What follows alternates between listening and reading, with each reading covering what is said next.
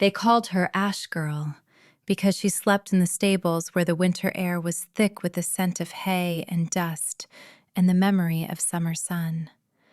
It was warmer than the servant's cot in the drafty attic, a small mercy in a life that offered none. The horses did not judge her torn tunic or the smudges of dirt on her cheeks. They did not sneer or call her worthless. They simply breathed, their great warm bodies a comfort in the unending cold. Alara was an Omega, the lowest of the low in the Silver Creek pack. An orphan, a stray taken in not out of kindness, but for the utility of an extra pair of hands that required no payment beyond scraps from the common table. Her existence was a gray smear against the vibrant life of the pack, a shadow that served and was forgotten. She was invisible, and that was her only protection. The bucket handle was a line of ice against her raw palms. Each step from the well back to the kitchens was a battle against the wind, a shrieking predator that sliced through her thin cloak with claws of frost. The water sloshed, freezing instantly where it touched the wooden staves. Her fingers were numb, clumsy things that barely felt like her own. She pushed the kitchen door open with her shoulder, the heavy oak groaning in protest. The sudden blast of heat was a physical blow, making her skin prickle and her head swim. Lyra, the pack alpha's daughter, stood by the fire, a vision in embroidered wool and gleaming fur. Her lips, red as winter berries, curled into a familiar sneer. "Look what the blizzard dragged in," Lyra drawled, her voice sharp and cruel. "The little mouse. Did you get lost in the big, scary storm, Alara?" Alara kept her eyes on the floor, her shoulders hunched. "I have the water for the cook." "The cook can wait." Lyra stepped forward, blocking her path. She ran a perfectly manicured nail along Alara's jaw, forcing her to look up. Lyra's eyes, the color of chips of ice, held a particular kind of malice reserved just for her. "There are whispers, Mouse. Whispers that the Alpha King himself is visiting the territories. He is seeking a mate, they say. A queen for his great northern kingdom." Alara's heart gave a painful thud. The Alpha King was a legend, a figure of terrifying power spoken of in hushed tones, a being ancient and absolute. Lyra laughed, a sound like shattering glass. "Imagine, a real king. I will be the one he chooses, of course. I am the daughter of an alpha. I am beautiful, powerful. What would he want with anyone else?" She leaned in closer, her breath a warm, sweet cloud that smelled of mulled wine. "He certainly wouldn't want a filthy, worthless Omega who sleeps with animals." The words were stones, each one finding a place in the heavy cloak of shame Alara already wore. She flinched as Lyra's hand suddenly snapped out, slapping her hard across the face. The sting was sharp, a flash of fire in the frozen landscape of her face. "That's for daring to even exist in my presence today," Lyra hissed. "Now get that water to the scullery before I have you whipped for your insolence." Alara scrambled away, the heavy bucket forgotten for a moment. She didn't cry out. She never did. A cry was a sign of weakness, an invitation for more pain. She grit her teeth, the metallic taste of blood filling her mouth where her teeth had cut her lip. She hoisted the bucket again, the weight a familiar ache in her arms, and hurried into the steam-filled scullery. She pushed through the rest of the day, a ghost in the bustling pack house. She scrubbed floors until her knees were bruised, mended tunics until her fingers bled, and hauled firewood until her back screamed in protest. Through it all, Lyra's words echoed in her mind. Worthless, filthy, sleeps with animals. They were true, weren't they? She was nothing, a piece of driftwood washed up on the shore of a world that didn't want her. The only kindness she had ever known came from the soft nuzzles of the pack horses, their silent companionship a balm to her fractured soul. That night, the blizzard became a living thing, a white monster that threw itself against the walls of the pack house. The wind howled like 1,000 grieving wolves. No one would be traveling in this, not even a king. The thought brought a strange, hollow relief. Later, after the evening meal where she had eaten her small portion of stew standing in a cold corner, she was summoned by Lyra. The Alpha's daughter was lounging on a chaise near the great hall's hearth, looking bored and cruel. "The elder's tonic," Lyra said, not bothering to look at Alara. "Old man Hemlock is out. His cough is keeping father awake. Go to the healer's hut and fetch more." Alara's blood ran cold. The healer's hut was on the far side of the clearing, a 10-minute walk in good weather. In this storm, it was a death sentence. "Lyra, please," she whispered, the words tearing at her throat. "The storm. I won't make it." Lyra finally turned her head, her icy eyes glinting in the firelight. "Are you refusing a direct order from your future Luna?" she asked, her voice dangerously soft. "Perhaps a night in the punishment stocks would remind you of your place. The cold might clear your head." The choice was not a choice. The stocks meant certain frostbite, perhaps death by exposure.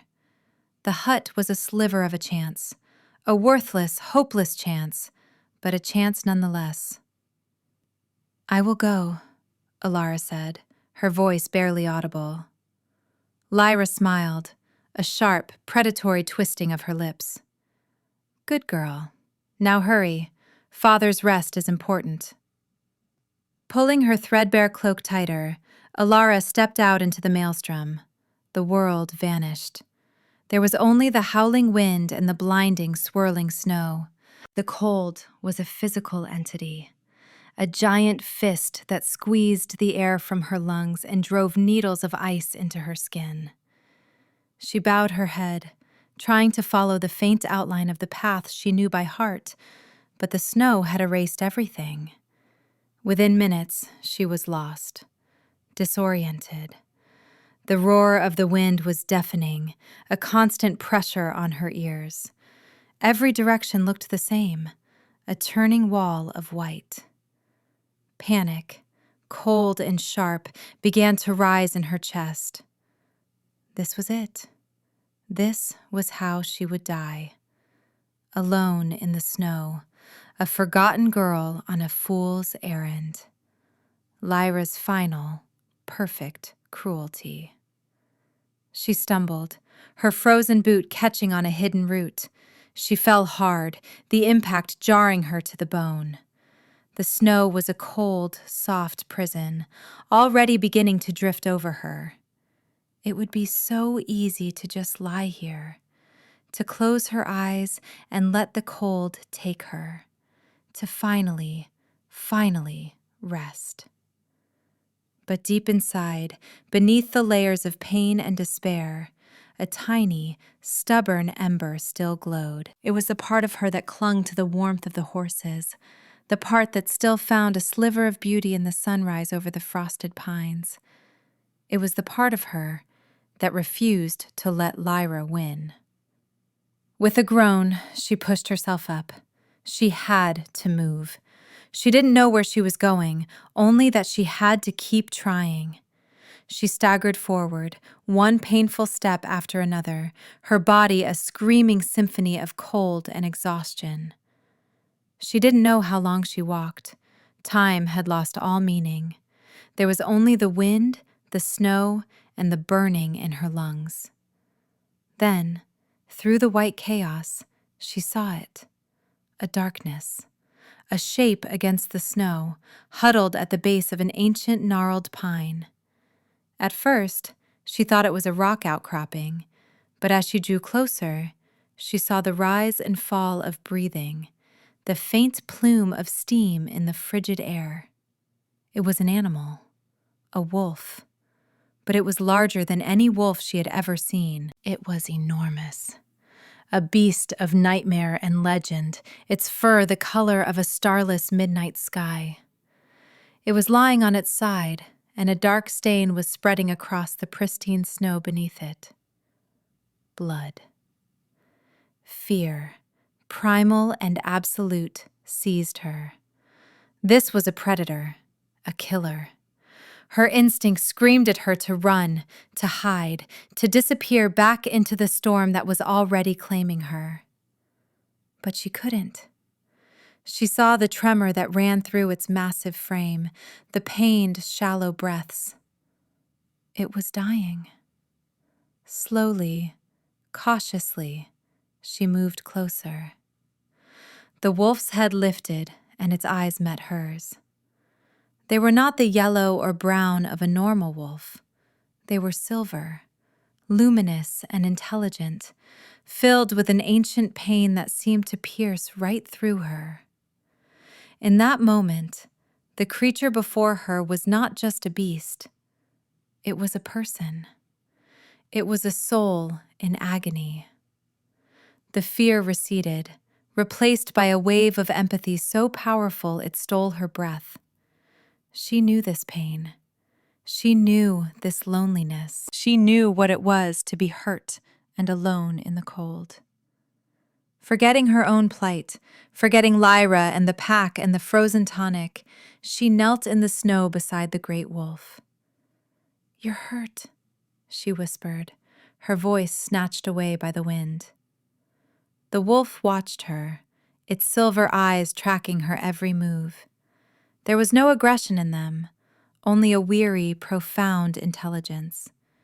She could see the wound now, a deep gash in its flank, dark and ragged. It looked like it had been caused by something unnatural, something poisoned. Without thinking, she reached out. Her hand, chapped and red with cold, trembled as she touched the thick, dark fur. The moment her skin made contact with his, the world exploded. It was not a sound, but a feeling. A cataclysmic surge of energy that arced between them, a bolt of lightning that struck her soul. Heat, white-hot and blinding, flooded her veins, chasing away the deadly chill in an instant. A scream was torn from her throat as a searing pain erupted on the back of her wrist. It felt like a brand, a fire being pressed into her very flesh. The blizzard, the wind, the entire world seemed to fall away, silenced by the roaring in her ears. She saw flashes of images not her own. A moonlit throne room carved from ice and stone. The faces of 1,000 loyal warriors. The crushing weight of centuries of solitude. She felt his pain, his surprise, his overwhelming, staggering relief. She collapsed backward into the snow, clutching her wrist. There, on her skin, a mark was forming. It glowed with a soft silver light, an intricate spiral like a galaxy being born. It pulsed with a gentle warmth, a warmth that was spreading through her entire body. The great wolf shuddered, a deep groan rumbling in its chest. Before her terrified eyes, its form began to shift. Bones cracked and reformed, fur receded, limbs elongated. The monstrous shape of the wolf melted away, replaced by the form of a man. He was as massive as the wolf had been, broad-shouldered and powerfully built, his naked skin pale against the snow. His hair was as black as the wolf's fur, long and wild. He pushed himself into a sitting position, his movements stiff with pain, but his eyes were the same. Molten silver, now flecked with shimmering gold, and they were fixed on her with an intensity that burned.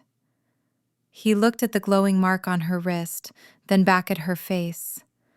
Awe, disbelief, and a profound, bone-deep certainty warred in his expression. You, he breathed, his voice a low, resonant thunder that seemed to vibrate in her very bones.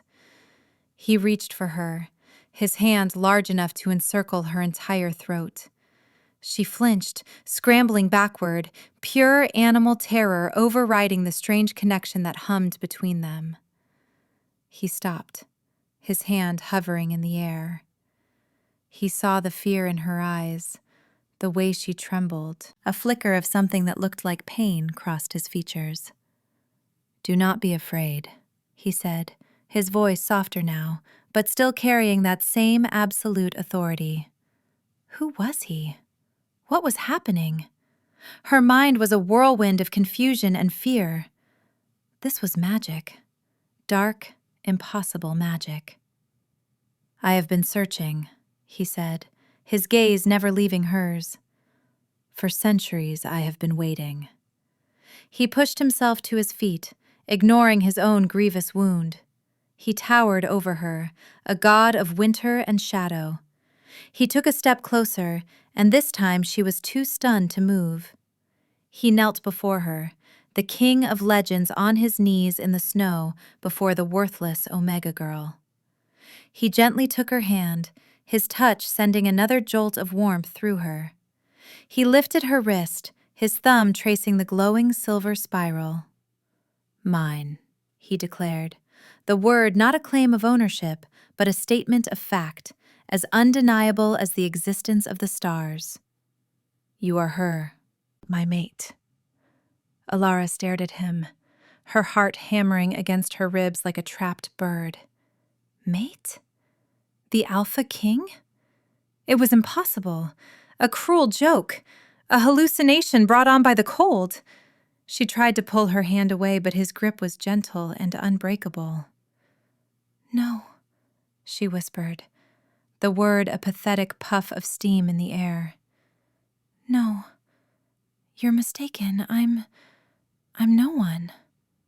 A smile touched his harsh, beautiful face, a smile that was like the first sunrise after a long winter. It transformed him, softening the predatory edges and revealing a deep, aching tenderness. "You are everything," he said, his voice thick with an emotion she couldn't name. "And I have you now." He rose, pulling her to her feet as if she weighed nothing. He shrugged off the remnants of the magical transformation and stood before her, a titan of a man against the raging storm. He seemed not to feel the cold at all. He looked down at her, his silver gold eyes filled with a fierce, protective light. "The storm is nothing," he said, seeming to read her thoughts. "Stay close to me." He wrapped an arm around her, pulling her against his side. The heat radiating from his skin was a furnace, a shocking contrast to the deadly cold. It seeped into her bones, chasing away the last of the chill. Her mind was still reeling, unable to process the impossible reality. The Alpha King, her mate, the glowing mark on her skin. It felt like a dream, a feverish fantasy, but the solid warmth of his body against hers, the strength in the arm that held her, was undeniably real. "My name is Kaylin," he said, his voice a low rumble beside her ear. "What are you called?" "Alara," she managed to say, her own name sounding foreign and small. "Alara," he repeated, and the way he said it made it sound like a prayer, a poem. He made it sound beautiful. He made it sound like the name of a queen. With him beside her, the blizzard seemed to part. The howling wind lessened to a mournful sigh. He moved with an unerring sense of direction, leading her through the whiteout as if he could see the threads of the world itself. The fear that had been her constant companion for as long as she could remember was gone, replaced by a bewildering sense of safety. They reached the edge of the pack clearing. The lights of the main house were a welcome beacon in the gloom. Kaylin stopped, turning to face her. His expression was serious, the lines of his face hard and uncompromising. "They hurt you here," he stated. It was not a question. He could feel the echoes of her pain through the bond that now connected them, a faint, bitter taste on the back of his tongue. I can smell their disrespect on you, the scent of your fear. Alara looked down, ashamed. I am an Omega. It is my place. His fingers came under her chin, forcing her to meet his gaze. The gold in his eyes burned brighter. Your place is by my side, on a throne. Never again will anyone lay a hand on you in anger. I swear this on my soul. The conviction in his voice was absolute. It shook her to her core. For the first time in her life, someone was standing up for her. Someone was seeing her. Not the Ash Girl, not the Omega, but her. When they walked into the great hall, a sudden, shocked silence fell over the room. The pack members, warm and safe by the fire, stared in disbelief. They saw the Omega Girl, half frozen and clutching her cloak, but beside her stood a figure of immense power and presence. Kalen, the Alpha King, his naked torso crisscrossed with ancient scars, his black hair wild, and his eyes blazing with golden fire. Lyra was the first to recover. She rose from her chaise, her face a mask of confusion and outrage. You! She shrieked at Alara. What is the meaning of this? Who is this stranger? Kalen's arm tightened around Alara's waist. His gaze swept the room, and every wolf, including Lyra's father, the pack alpha, instinctively lowered their eyes, their necks bowed in submission to a superior power. I am Kalen, he announced, his voice echoing in the sudden tomb-like silence. And this, he said, pulling Alara slightly forward, is my mate. He pushed back the sleeve of her cloak, revealing the still glowing silver mark on her wrist. A collective gasp went through the hall. Lyra's face went white, her eyes fixing on the mark with a look of pure, venomous hatred. This was impossible. The king was meant for her. The fates had promised her glory, not this humiliation. Lyra's father, a burly man named Borin, finally found his voice. My king, he stammered, bowing low. We are honored by your presence, but there must be a mistake. This girl, she is nothing, an Omega. Kalen's eyes narrowed, the gold within them turning to a molten, dangerous glare. She is my fated, my queen, and you will address her as such. Your pack has treated her with contempt. For that, there will be a reckoning.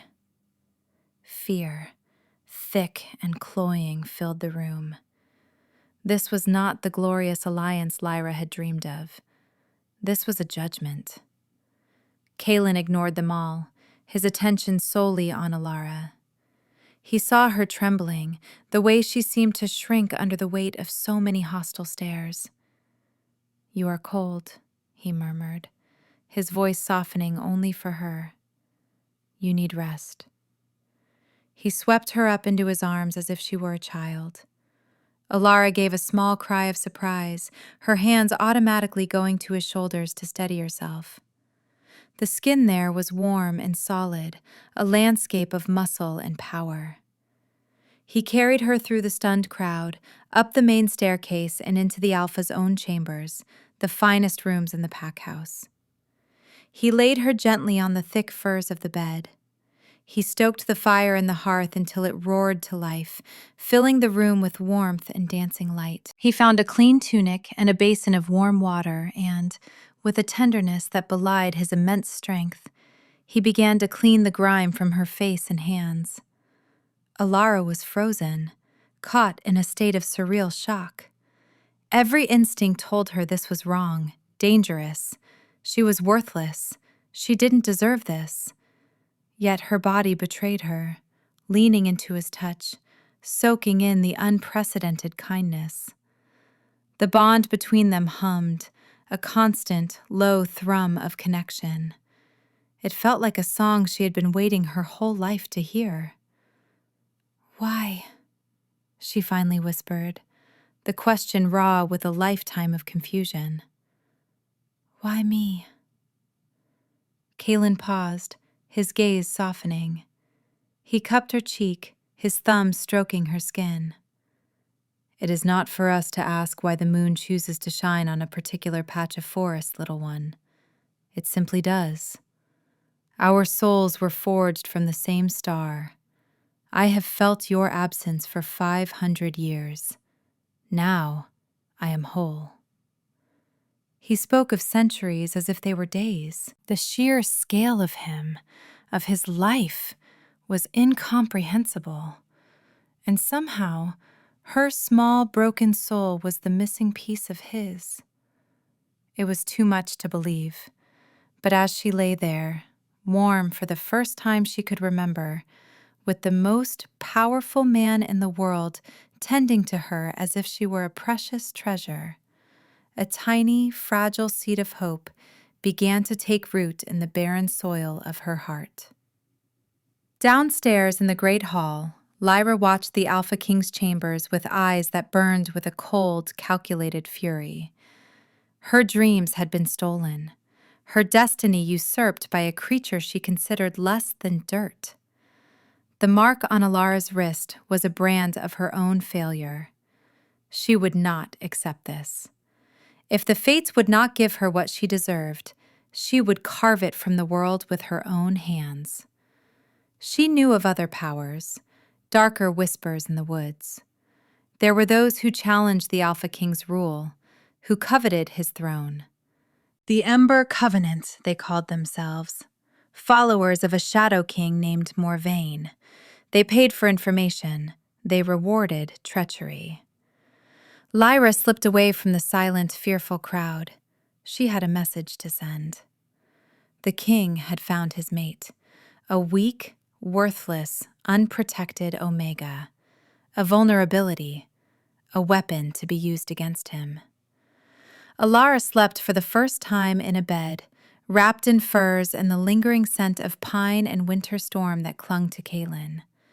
She woke to the soft light of morning, feeling a strange sense of peace.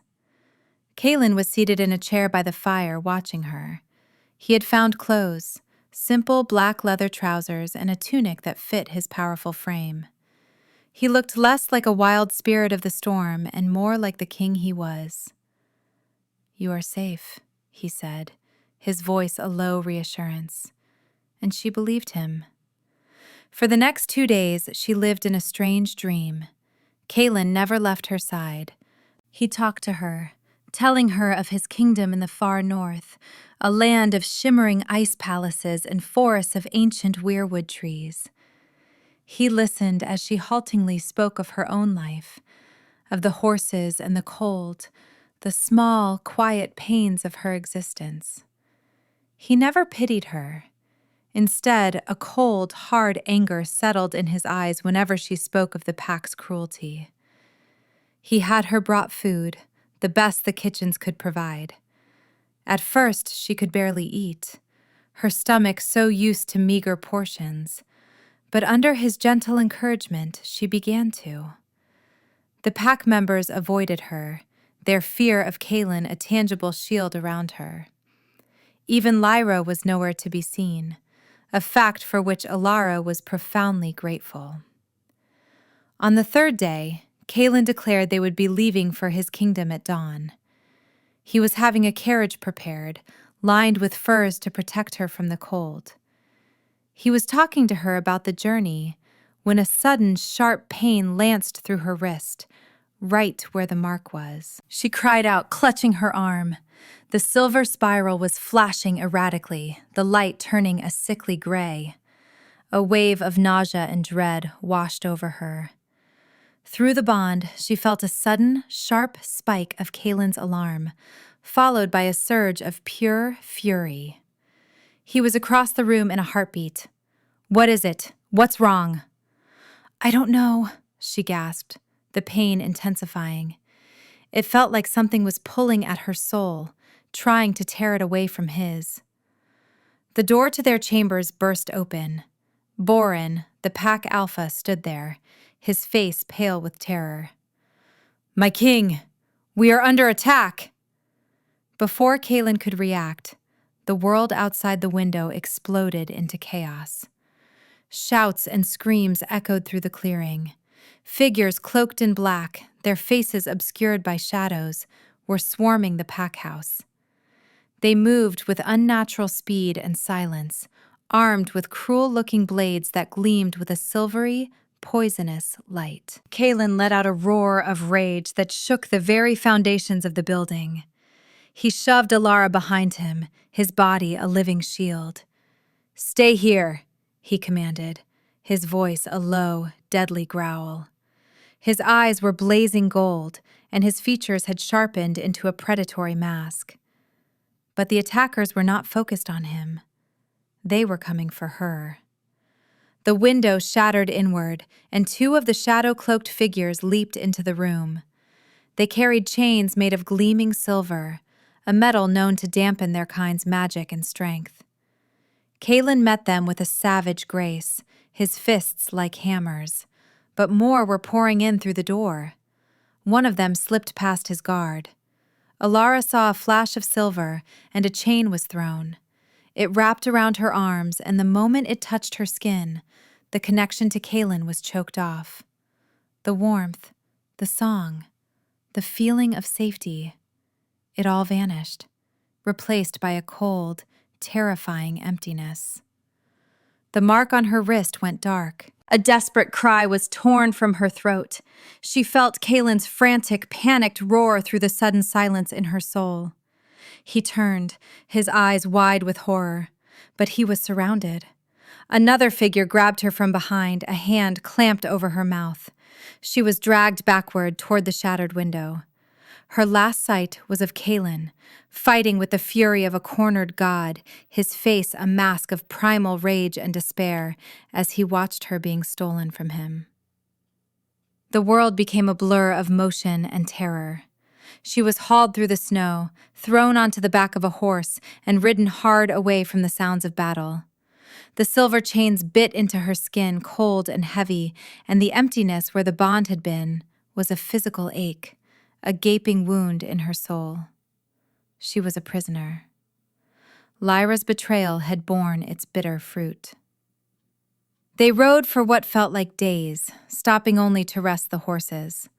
Her captors never spoke to her, their shadowy forms a constant, menacing presence. They took her deep into a blighted, mountainous region where the trees were black and twisted, and the air was heavy with the smell of ash and decay. They arrived at a fortress of jagged black rock that seemed to claw at the sky. It was a place of nightmares, radiating a palpable cold that had nothing to do with the temperature. She was dragged inside, down winding stone corridors, and thrown into a small, windowless cell. The silver chains were removed, and the bond with Kaelin snapped back into place, but it was twisted and wrong. It was stretched thin, a thread pulled taut to the point of breaking. Through it, she could feel his agony, his frantic, desperate search, and he could feel her terror. The distance between them was a chasm of torment, every second an eternity of shared pain. Hours or days passed in the darkness. She huddled on the cold stone floor, wrapping her arms around herself, trying to hold on to the memory of his warmth. Hope was a dying ember. She was worthless, just as Lyra had always said. She had been a weakness, a liability that had brought ruin upon the only person who had ever been kind to her. The cell door creaked open, spilling faint torchlight into the gloom. A man stood there, silhouetted against the light.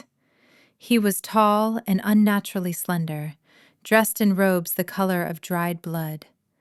His face was pale and angular, with eyes like chips of obsidian. A cold, cruel intelligence radiated from him. "So," he said, his voice a silken, chilling whisper. "This is the great Alpha King's weakness, a frightened little bird. This was Morvain, the Shadow King, the leader of the Ember Covenant. He entered the cell, circling her like a vulture. You have caused me a great deal of trouble, but you will be worth it. You are the key.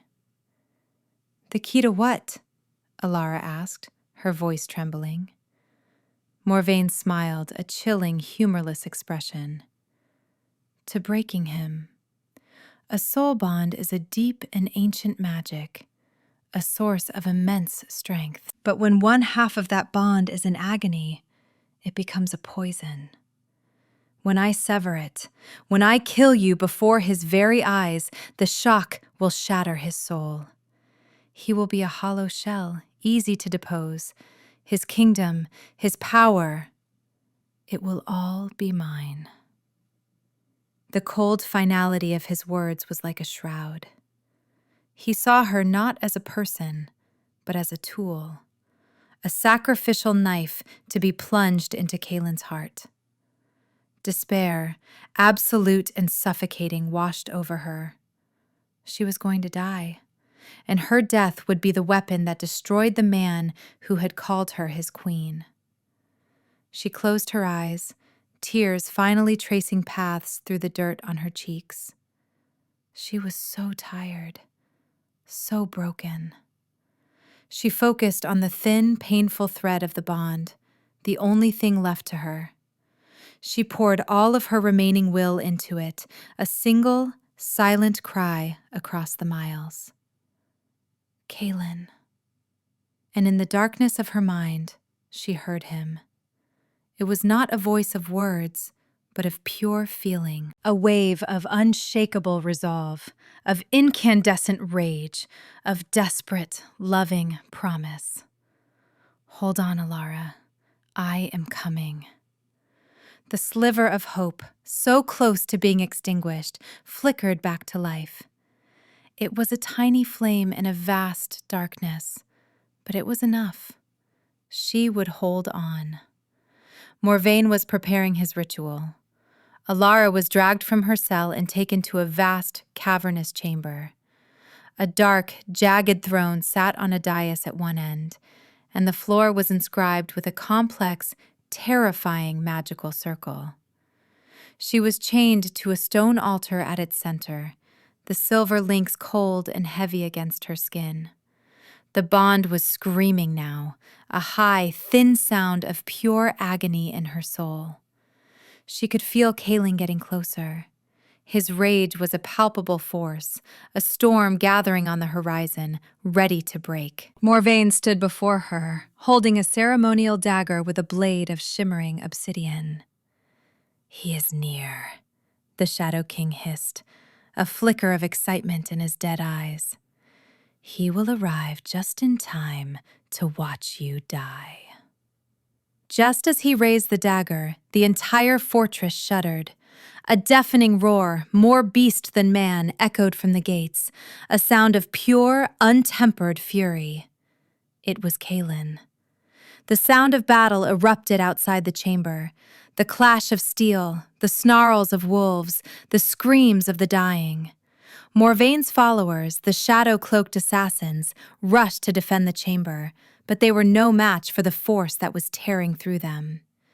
The great doors to the chamber were blasted inward, ripped from their hinges by a wave of raw power. Kaelin stood in the doorway, and he was no longer just a king. He was an avatar of vengeance. His eyes were solid, blazing gold. His body was surrounded by a shimmering aura of power, and behind him stood his honor guard, the 100 most elite warriors of the North, their wolf forms massive and terrifying. Kaelin's eyes found her, chained to the altar, and a look of pure agony crossed his face. Then his gaze shifted to Morvain, and his expression became one of murderous intent. "You will not touch her," Kaelin snarled, his voice dropping to a lethal promise. Morvain laughed. "You are too late, Alpha King." He gestured, and his mages began to chant, pouring dark energy into the circle on the floor. Black tendrils of shadow magic rose from the lines, wrapping around Alara, constricting, suffocating, designed to poison the bond before the final cut. Kalen and his warriors charged. The chamber became a whirlwind of violence, but Morvain had been prepared. The room was a trap, the circle not just for the ritual, but a source of power for him. He met Kalen's charge, his own dark power flaring to life.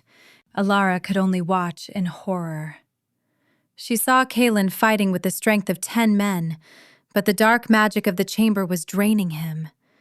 She saw one of Morvain's lieutenants strike him from behind with a silver-laced sword. Kalen cried out, staggering, the golden light around him flickering. He fell to one knee, a hand pressed to the bleeding wound in his side. He looked at her, his eyes filled with desperation. Alara. Seeing him fall, seeing his pain, something inside Alara broke. The years of abuse, the lifetime of being called worthless, the terror of her capture, and the overwhelming, fierce love she felt for the man on his knees, it all coalesced into a single, explosive point of light. The tiny ember she had guarded for so long roared into an inferno. A wave of power, pure and white and brilliant as a newborn star, erupted from her. It was not a destructive force, but one of life, of healing, of pure, unadulterated light. The silver chains holding her turned to dust. The black tendrils of shadow magic vaporized. The light washed over the chamber, a cleansing fire. Kalen's warriors felt their wounds close, their strength surge. The shadow creatures shrieked as the light touched them, their forms dissolving into smoke and ash. Kalen himself looked up, his eyes wide with awe as the light washed over him, closing his wound and restoring his power tenfold. Morvain stumbled back, shielding his eyes, his dark magic useless against this pure, primal force. "What is this?" he screamed. "What are you?" Alara stood up from the altar, no longer the trembling girl from the stables. She was bathed in a column of silver-white light, her eyes glowing with the same luminescence. The mark on her wrist was a blazing sun. The self-doubt, the fear, the feeling of worthlessness, it had all been burned away in that single, transcendent moment. She looked at the Shadow King, and her voice, when she spoke, was not a whisper. It was clear and strong, filled with an authority that rivaled Kalen's. "You called me a frightened little bird," she said, taking a step toward him. The light moved with her. "You called me a weakness, a nothing." She raised her hand and the light coalesced around it, forming a spear of pure energy. "I am not nothing," she declared, her voice ringing with the truth of her newfound power. "I am Alara. I am his mate, and I am his strength." She leveled her gaze at the terrified villain. "And you are finished." With a cry that was both a battle cry and a declaration of her own soul, she thrust her hand forward. The spear of light shot across the room and struck Morvain square in the chest. He didn't even have time to scream. He was consumed, unmade, his darkness utterly annihilated by her brilliance. Silence fell over the chamber. The last of the shadows faded, leaving only the soft, fading glow that emanated from Alara. The battle was over. Kalen was on his feet, staring at her, his face a mixture of shock, reverence, and overwhelming love. He crossed the distance between them in 3 long strides. He didn't grab her or claim her. He stopped before her, his eyes tracing the lines of her face as if seeing her for the first time. "Alara," he breathed, his voice thick with emotion. She looked up at him, the light in her eyes softening to a gentle glow. "Kalen." He reached out, his hand trembling slightly, and cupped her cheek. "You saved us," You saved me." "You found me," she whispered, leaning into his touch, a single tear of relief sliding down her cheek. "You came for me." "Always," he vowed, his voice raw. "To the ends of the earth and beyond, I will always come for you." He drew her into his arms, holding her not with the possessive strength of a king, but with the desperate gratitude of a man who had almost lost everything that mattered. She buried her face in his chest, breathing in his scent, feeling the steady, strong beat of his heart. She was home.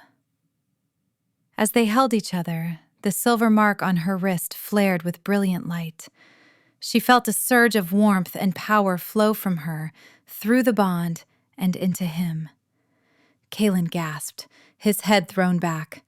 On the skin over his heart, a matching mark began to burn itself into existence, a mirror image of her own galactic spiral. The bond was no longer just his claim on her. It was hers on him. It was a perfect, unbreakable circle. Complete.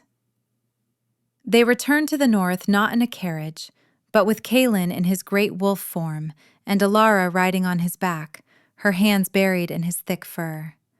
His warriors followed, their heads held high, their new queen a figure of light and power among them.